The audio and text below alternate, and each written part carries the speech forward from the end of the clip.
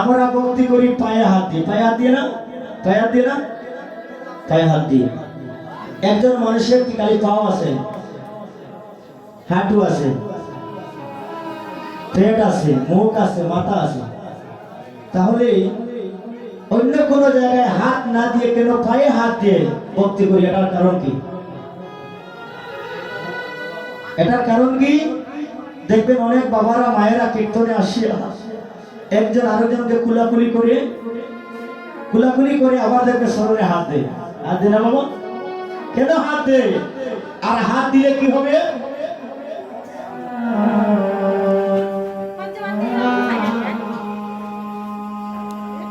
বলে এই চরণটা হচ্ছে একমাত্র পবিত্র স্থান।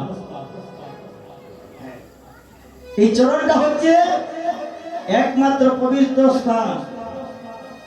দেহটা অপবিত্র হতে পারে, বদনটা অপবিত্র হতে পারে, চরণ কখনো অপবিত্র হবে না। তার প্রমাণ দেখেন, আমরা যারা এসেছি এই জগতে মাতৃগর্ভ ছাড়া কেউ আসতে পারেনি। একজনের যদি 80 বছর হয়ে যায়, 100 বছর হয়ে যায়, মায়ের কাছে গেলে সন্তান, ঠিক না? আমরা যখন মাতৃগর্ভে ছিলাম, একটা গর্ভ, এই গর্ভের ভিতরে যখন ছিলাম, এই স্থানটা ছিল অন্ধকার। অন্ধকার না? এই স্থানটা ছিল অন্ধকার। যখন আমাদের 1 মাস, 2 মাস, 3 মাস, 4 মাস, 5 মাস, 6 মাস, 7 মাস হলো, 7ম মাসে এই সময়ে এই আসরে যারা বসে আছেন সবাই কিন্তু একদিন নিজ চোখে ভগবানকে দর্শন করতে পেরেছেন। স্মরণ আছে? স্মরণ নেই? বিষয় বাসনায় পড়িয়া সব ভুলে গিয়েছি।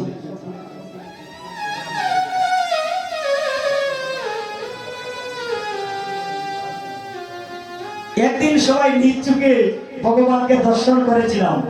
কোথায়? এই মাতৃগর্ভে, 7ম মাসে। আমরা কেমন ছিলাম তখন জানেন? এখন যে আমরা বসে আছি, দাঁড়িয়ে আছি, মাথাটা উপরে, পাটা নিচে। সেদিন আমাদের মাথা ছিল নিচে, পা ছিল উপরে। কথা বুঝতেছেন বাবা? মাথা ছিল নিচে, পা ছিল উপরে। এইভাবে বিপদে প্রিয়া এটা অন্ধকার কারাগার, ময়লা আবর্জনা, পোষা, রক্ত মাংস পচে আছে, গন্ধ, দুর্গন্ধ। সেই অন্ধকারে পড়িয়া সেদিন ভগবানকে ডাকেছিলাম, হে ভগবান, হে দয়াময়, হে জগৎপতি, তুমি আমাকে একবার দেখা দাও। ভক্তের ডাকে ভগবান সাড়া না দিয়ে থাকতে পারেন না, ডাকার মতো ডাকলে। সেদিন ভগবান দেখা দিয়েছিলেন। এটা তো অন্ধকার কারাগার। এই যে আপনারা একটা শ্রীবাসন করে বসেছি, এখানে অনেক জায়গা আছে বিধায় সবাই বসতে পেরেছেন। যদি জায়গা না থাকতো তাহলে বসতে পারতেন? এই অন্ধকার কারাগারে, এই মাতৃগর্ভে কোনো জায়গা নেই, ময়লা আবর্জনা, পোষা, দুর্গন্ধ।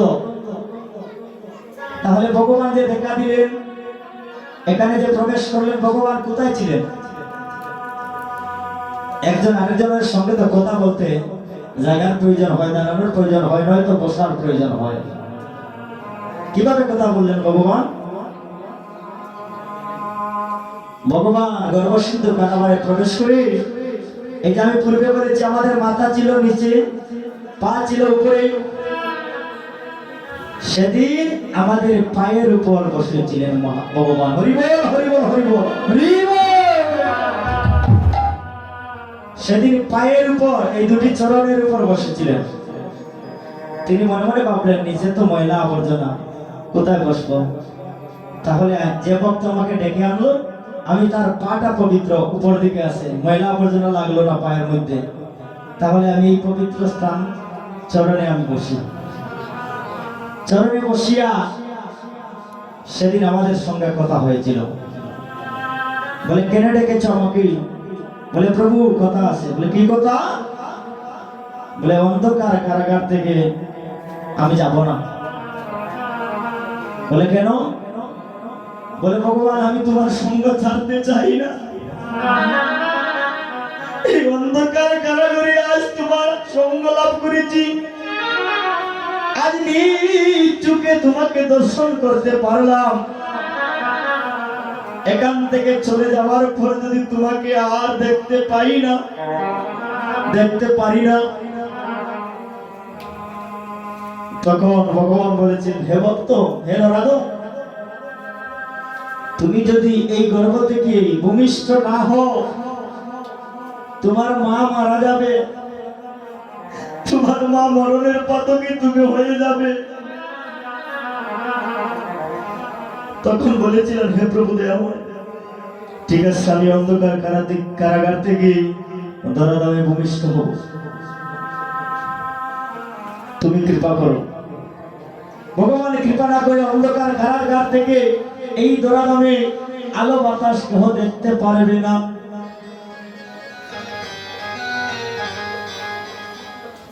দেখেন গর্ভে সন্তান মারা যায়,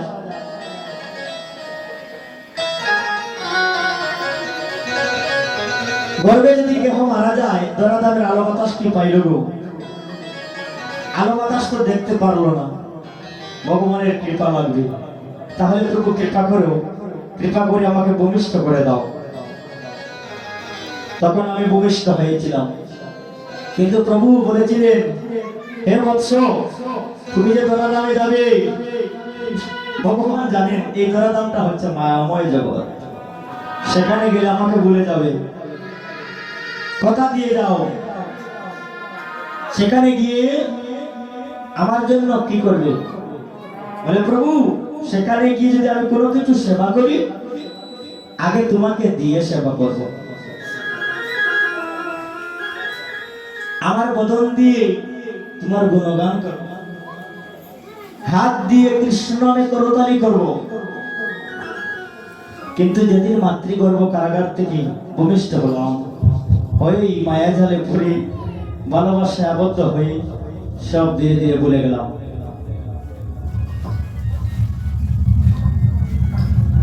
রাধে রাধে, জয় রাধে।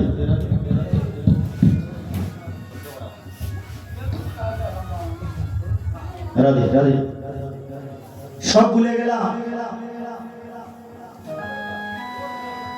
কিন্তু কথাটি ছিল যে চরম পবিত্র স্থান কেন?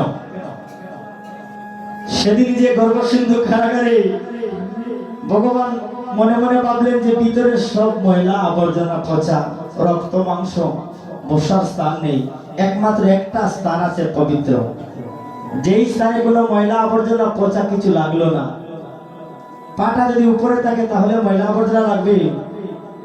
তাই সেদিন মহাপ্রভু ভগবান আমার সেই চরণে বসেছিলেন। এর জন্য এই ভক্তির চরণটা হয়ে গেল পবিত্র স্থান। হরিবল হরিবল হরিবল হরিবল। এর জন্য অন্য কোন স্থানে হাত না দিয়ে, স্পর্শ না করে সবাই চরণে হাত দিয়ে ভক্তি করে হরিবল হরিবল।